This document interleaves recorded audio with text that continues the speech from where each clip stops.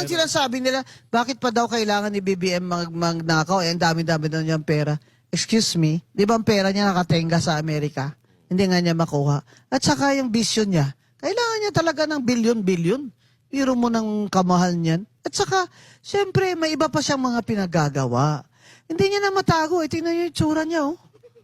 Abay, lahat ng doktor, ang opinion dyan, that's cocaine Joe. Nag-aaway na yung Oo, pangay. hindi po yan PWD ha, Tourette syndrome. May ganyan po mga Tourette syndrome.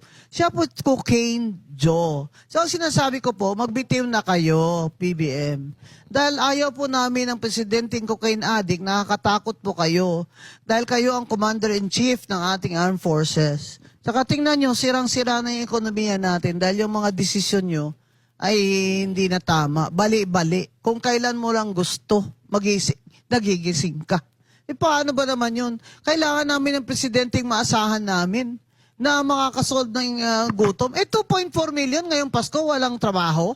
Oh, tapos yung what do you call this, yung mga kurakot dyan ng mga congressman, kung mamigay, akala mo pera nila. Yung, ayoko na ng mga pretensyosang ayoko na. Dati hindi ko kayo minimension kasi commissioner ako noon di ba? Pangit yun ngayon retired na ako. Sige. Wala naman akong ambag na sa bayan dahil hindi naman ako elected official. Ito na po that I will be the truth sayer. Oh. Yeah. Totoo lang, yung totoo lang.